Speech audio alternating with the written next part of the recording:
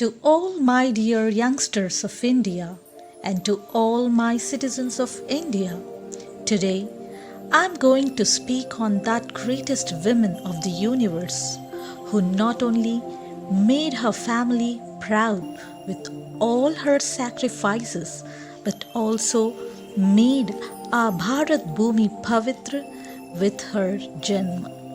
And still, in this modern era, also we can find her glimpses in each and every Indian woman. And she is none other than Janaka Nandini, who with great love used to call his daughter as Janaki, Vaidehi and Sita. As dear champs, we all know her and pray her as Siyaram, wife of Sri Ram.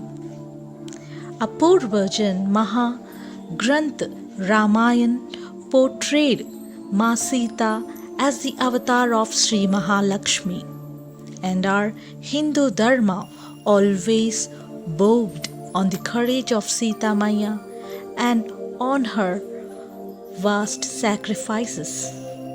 But today I'm going to illustrate the real greatness of our Sita Maya, not only as a goddess of heaven but as a true Indian daughter who never took a leap on stack of her family's prestige and who always strived hard to keep their heads high, irrespective of her immense struggles and sufferings. Here I begin. A house without a baby girl is like a house with deepened darkness. The same situation arose in Mithila Nagari. Great sorrows of poverty, droughts was swallowing the Mithila kingdom and its people. It was King Janaka who was the virtuous king who found Janaki Maa Sita in a wrapped cloth in an enclosed box from the deepened earth while ploughing. And that moment all the sorrows of Mithila came to an end with the golden step of Janaki in their region. King Janaka accepted her as a precious boon from God, as a shower of prosperity and happiness of Almighties in the form of Mahalakshmi avatar. Even though Maa Sita was an adopted daughter, but to Janaka she was more precious than his life. To him, Janaki was a charm of luck, graceful sparkle of God, and much more. Janaka was astonished, and the whole court got muted when they saw little Sita moving the Dhanush of Mahadev's while playing. On that day, Janaka made his mind strong that Janaki is Shakti Swarupini avatar and only one who can lift that Dhanush can be eligible to marry her. The King Janaka was proud dad because to him his Janaki was the blend of beauty, courage, wisdom, compassion, high values and thoughts. In spite of his having blessed with 3 more daughters, Janaka always treated Janaki as his apar dhairya and always gave her the freedom of her life's own decision taking, because to him he knows may this universe may go wrong one day, but her daughter will never ever goes wrong. Hence, in Swayamvar, he respected his daughter's decision and he was satisfied, happy father, because his daughter has chosen a great warrior prince of Ayodhya, Sri Ram, and in turn he made his three more daughters' marriage with the three younger brothers of Sri Ram.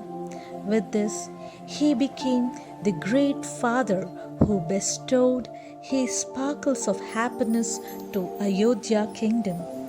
Sita was not only wife of Sri Ram but was an ardent lover of Sri Ram. To her, Sri Ram was never-ending ray of love and hope. His words, decisions are her Sirodharya, and she gave her entire life in reaching it, and till her last breath she carried her Raghukul Vamsh fame and her father's pride on her strong shoulders. To Sita Maya, all glories of Ayodhya's are not real luxuries of life, but to her, her husband's arms of love are true place of heaven. Hence, she chosen the path of her husband and moved to forest as a walk of garlands, and she always felt blessed of having Sri Ram as her Pati Parameshwar. She felt herself complete under his shade. Her love for her husband is as pure as spark of fire. Even her thoughts are not away from him and his feelings. Thus, the abandoned moors and dense forests also showcased her eyes as royal gardens. That was the magic of her love towards her husband, Sri Ram. But when everything was going smooth, one fiery day made her life ruined with the entry of Ravana. Ravana, the demon king of Lanka, who was hunger of beauty. On the words of her demon sister Surpanaka, he took the dreadful step towards Sita and grabbed her in his dreadful clutches and flew to Lanka, where Sita Maya was being made imprisoned by that demon in Ashokavatika, and Sita was being tortured to marry with him. But those filthy talks and haunted torture didn't even tilted Sita Maya's strong soul. Rather, she treated Ravana as equal to a speck of dust. Hence, whenever she faced him in Ashokavatika, she holded a speck of dry grass opposite to Ravana, just to make him aware he scattered in front of her. That was the bravery of our Sita Maya, and she never lost her hope and always built courage as strong as high mountain, and never lost faith on her husband Sri Ram. She was rock strong on her beliefs that her husband will come one day and will take her away with him. How can one heart of two souls will go wrong? Sri Rama at last founded the way to Lanka and punished Ravana to death on his sinful act. But when the moment of joy commenced, even sadness took place. When Sita Maya saw Sri Rama, she lost herself in the pleasure, but when she was being asked for a test of her purity, that thought made her heart more painful than sufferings under Ravana. But as a true Indian wife, Pativachan Sarvottam, the words of husband are more supreme. She went into the fire, but even fire cannot burn her because she is more sacred and pure than fire. In spite of knowing these facts, also Sri Rama was helpless because to him his wife is a goddess of purity, but for the sake of outer world to demolish their comments, he took these painful attempts. After all painful days, the days of happiness again rebooted in the life of this beautiful couple. But after Rajabhishek, Sri Rama was being made the king of Ayodhya. With this, the power of king got backed with the hard responsibilities of countrymen, and in Ramarajya, even a cheap butler got right of judging, which again brought the life of those rejoined couple into standstill situation, and this time Sri Rama had to respect his responsibilities in a king's role and made again his wife Sita to leave forest. This time it was high-end insult to Sita Maya, but in these toughened situations also she didn't took any vulnerable decision, nor she knocked her dearest father's door, nor went into her mother's womb, but rather she took it as a piece of love from her husband and led the life in the ashram, because that was the moment where she was about to give birth to heirs of Sri Rama, the king of Ayodhya.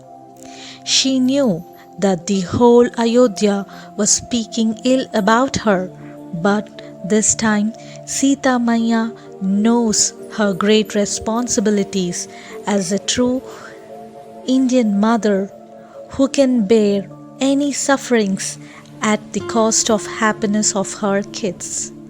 In spite of great far-ahead days, Sita Maya never tried to reveal to her kids about her sufferings, and she made her kids love Kush into a well-cultured, mannered kids.